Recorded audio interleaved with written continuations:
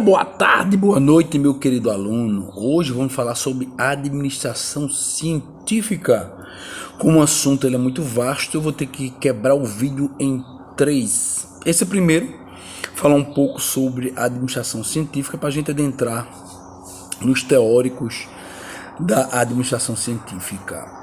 O nome administração científica, ele se deve à primeira tentativa de aplicação dos métodos da ciência aos problemas da administração. A ideia inicial era tentar aumentar a eficiência industrial da época.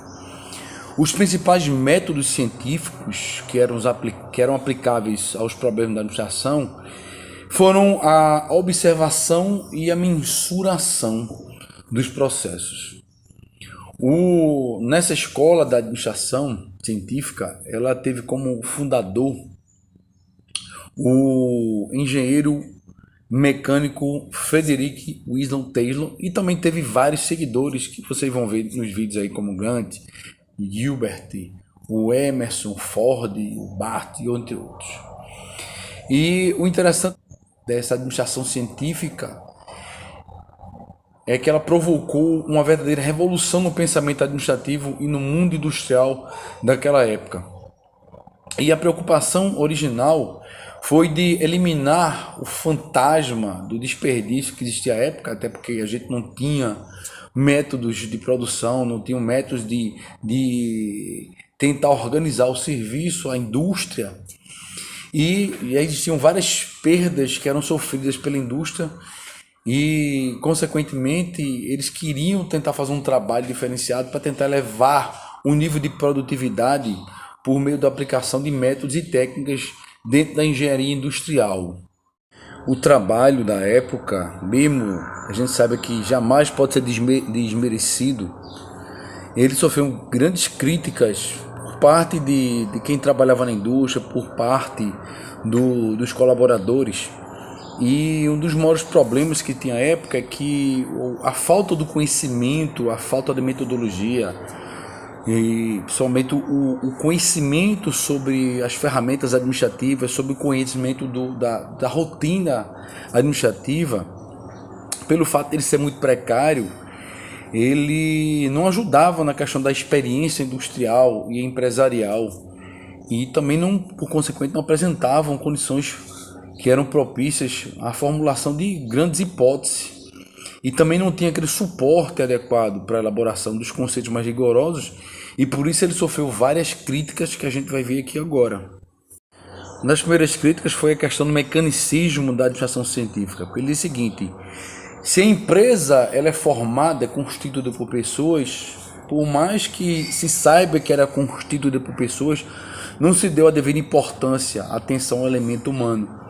E a visão era como se a empresa, como se tudo fosse uma máquina, como se o colaborador ele fosse simplesmente uma peça dentro da engrenagem da máquina. E aí se deu nesse conceito também a administração científica como a teoria das máquinas. E nós tivemos no período também a super especialização do operário. A administração científica recebeu muita crítica porque só buscava a questão da eficiência, e nessa eficiência ela preconizava a especialização do operário por meio da divisão e da subdivisão de todas as operações e seus elementos constitutivos, ou seja, o cara ele só ia fazer uma única coisa o resto da vida dele ali naquela indústria. E eram tarefas que ele, às vezes, repetia ela durante 8, 10, 16 horas. E que aquilo chegava a desmotivá-lo, de estafá-lo e criar várias doenças ocupacionais. Isso, consequentemente, gerou uma crítica ferrenha ao método. Existia uma notória visão microscópica do homem dentro da administração científica. E ela visualizava cada empregado individualmente. E ela ignorava que o trabalhador era um ser humano e um ser social. Consequentemente, a visão era de que a aceleração do trabalho só poderia ser obtida por meio da padronização obrigatória dos métodos e também da adoção obrigatória de instrumentos e das condições de trabalho e cooperação obrigatórias.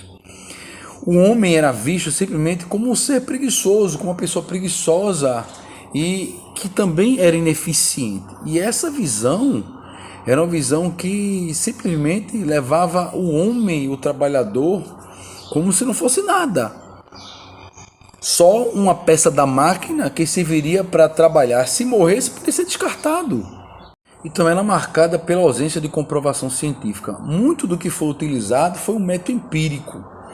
E a administração científica ela é nitidamente criticada por simplesmente apresentar, ela pretender criar uma ciência sem um cuidado de apresentar a comprovação científica das suas proposições e dos seus princípios. E, consequentemente, isso ela foi duramente criticada. E eles se utilizaram de pouquíssima pesquisa e experimentação científica para comprovar os seus testes. E, consequentemente, mais críticas foram trazidas à administração científica. E houve também a limitação do campo de aplicação. Para você entender, a administração científica ela ficou restrita aos problemas da produção da fábrica. E não foi considerado os demais aspectos da vida da organização, como a parte financeira, a parte comercial, a questão dos aspectos logísticos. Na administração científica também existe uma abordagem do sistema fechado, ou seja, como se a empresa ela não sofresse nenhum tipo de influência do ambiente externo. E o que a gente sabe que toda e qualquer empresa ela também recebe muita influência não só do ambiente interno como do ambiente externo.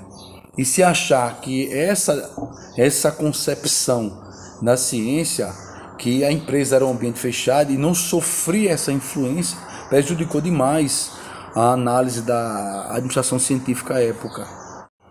E por mais que a administração científica ela tenha sido criticada, ela foi o ponto de partida da administração. E foi seguida por vários aspectos, porque enfim, foi o primeiro esforço científico, assim, dentro da visão de ciência deles, para analisar e padronizar os processos produtivos, inicialmente com o objetivo de aumentar a produtividade e a eficiência.